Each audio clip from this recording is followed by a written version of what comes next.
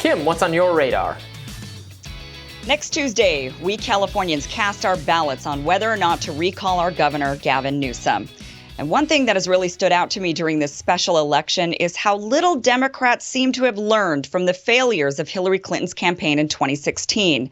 They're repeating the exact same mistakes, and they could end up experiencing the exact same shock result. Hillary Clinton did not take her opponent seriously. In fact, she looked at Trump as such a joke. It's rumored Bill Clinton encouraged him to run, thinking it would be easy to beat him. Trump was known as a reality star who made headlines for going in and out of bankruptcy and divorce courts. He had no political experience. He rode down an escalator to announce his run. He was a clown.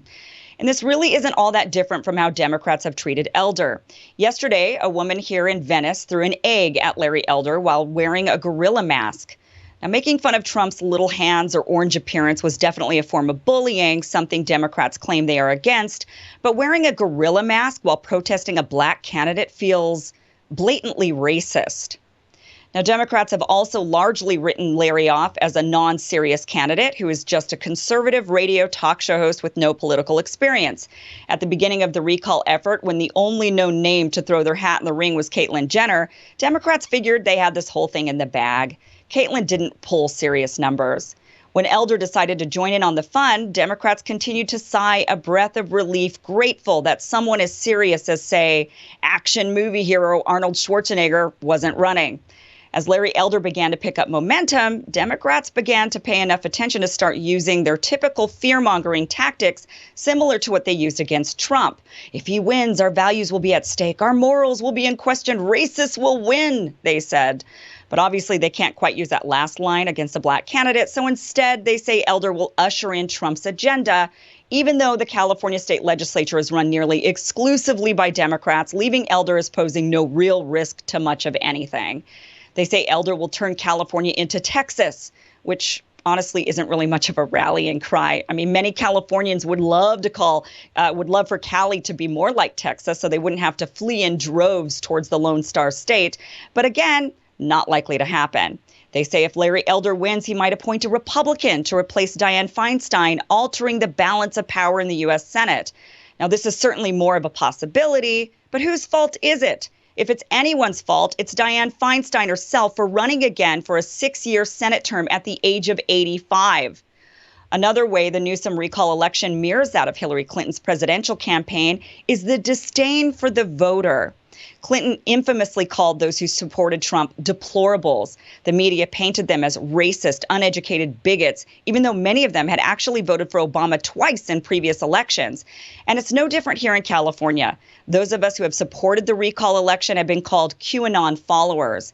And I personally have no idea where to find Q. And believe me, I've tried looking out of a desire to research and understand the phenomenon.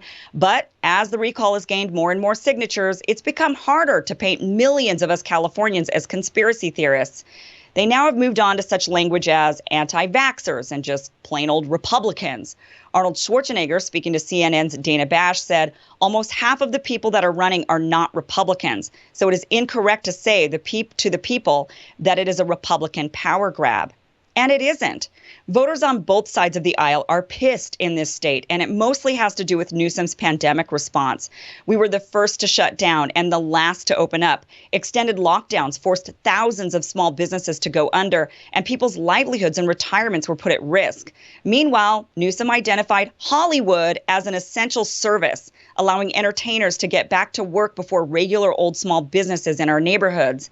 Restaurant owners scrambled to build expensive outdoor spaces with money they didn't have and loaded up on protective gear with the promise of reopening, only to remain locked down even for outdoor dining. Cafe owners had to watch as TV studios set up outdoor dining spaces for their crew mere feet from their empty outdoor patios because they were not essential, but NBC's Good Girls cast was. California has a large minority population, and it was Black small business owners who didn't have the extra cushion to survive extended shutdowns. As a result, they were hit the hardest. Joe Biden even campaigned on recognizing this. One by one, minority-owned businesses were folding while people screamed that wanting to open the economy was a Wall Street talking point. Meanwhile, Newsom dined with lobbyists at one of the most expensive restaurants in the country, not only defying his own lockdown orders, but throwing wealth in the face of the many who were losing what little money they had left. Latino workers make up the majority of the essential workforce and had nowhere to send their kids while schools were shut down. While white-collar workers were managing Zoom calls with kids screaming in the background, Latino workers were faced with having to take their kids in their cars with them while they delivered wealthier Californians their Uber Eats. Latino and Black children suffered the most significant learning disadvantages from a lack of access to quality education, while Gavin Newsom, with all of his wealth and connections, was able to send his kids to in-person private school. And on top of all of this, because Black and brown workers make up the majority of the essential workforce and service economy, they were hit the hardest by the virus. They lost the most family members and spent the most time in the hospitals. The sole messaging was stay home to stay safe and wait for a vaccine. And these people didn't have that option, and Governor Newsom failed them by ignoring this reality. Just like in 2016, when Democrats running Hillary Clinton's campaign ignored the pain and suffering of the average people who had historically backed them, Democrats are now ignoring the very real grievances of California voters. They instead would rather paint us as conspiracy theory believing deplorables than face the fact that their governance style is unpopular, that they have become elitists who are disconnected from the real working class and the struggles of everyday people. And Newsom, with his fancy restaurants, private school attending kids, Fox News anchor ex-wife, and opulent photo shoots, embodies this disconnect. And whether he's actually recalled or not, California voters are sending a message to Newsom and to the Democratic Party at large that they need to make some changes or we will.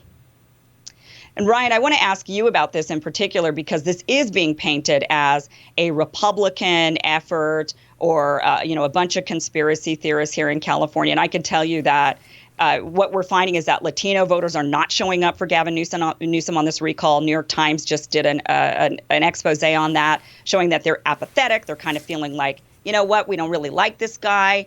What is your take on this? Like, if Larry Elder gets in here, he would only be in for about a year before another election. What's your feeling on the recall? It does seem like Gavin Newsom is kind of like the contemporary Democratic Party personified. Like he represents everything about it. Like as you said, the private school while shutting down schools, going to eat at the French Laundry while shutting down restaurants. Making concessions for Hollywood while not making concessions for others. The fact that he's not resonating with the multiracial working class, and in particular that he doesn't seem to be bringing Hispanic voters out to the polls, should be a wake-up call for Democrats. Now, it appears like from the early voting, and I'm curious for your take on this, from the early voting and from the polling, that he's going to survive, but that seems more like just the partisan weight of California being too heavy for Republicans and for Newsom opponents to overcome, and their strategy of not putting anybody up does seem to have paid off, at least in the sense that it looks like he might squeak by. And so I think Democrats might wind up coming out of this and be like, there's no lessons to learn. We survived, so we would have liked to survive a little bit easier and maybe not face a recall, but. No harm, no foul, and end up not learning any lessons. And I feel like the media has gone out of its way. I mean, this is totally expected, but their coverage of Elder has been like he's like some kind of plague. I just saw about this incident where a white woman in a gorilla mask threw an egg at him. I mean, that would be, I don't want to over dramatize this, but that would be, wall to wall media coverage of this hate crime if the victim was not a Republican. The LA Times headlined their story on this: Larry Elder cuts short Venice homeless encampment tour after hostile reception. That's all it is, hostile reception. I think that's just really, really obvious hypocrisy. I mean, we'll see what happens here. The polls at this point are showing that Gavin Newsom looks like that he might squeak by, but I don't really trust the polls. I mean, look what happened with Hillary Clinton. And as this is kind of mirroring her 2016 election or campaign, they could end up seeing a big shock, and people like myself are hoping so. We're hoping for the big shock factor, and especially when it comes to the pandemic, people are mad mostly about the pandemic. Yeah, we have homelessness, we have skyrocketing housing, but what people are afraid of is they're afraid of Newsom winning again and putting us back into lockdowns or back into mandates. And that is something that Larry Elder said he will not do. And that's really going to be the only power he has when he gets in there, if he gets in there. Ryan, looking forward to your radar next.